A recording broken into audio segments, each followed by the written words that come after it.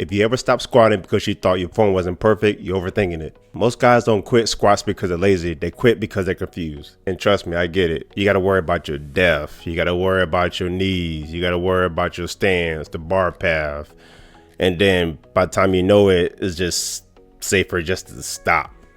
But squats doesn't stop because your form isn't perfect. They stop because you stop doing your squat. And most men stop because they think they're doing it wrong. Your body doesn't need perfect squats. It needs repeated squats. Muscle and shift comes from showing up, loading the pattern, and letting your body adapt over time. Not chasing the cleanest rep on the internet.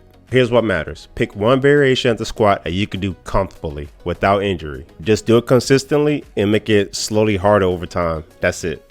Not constant switching variations and not constantly chasing down the rabbit hole of your form. Progress does not mean maxing out.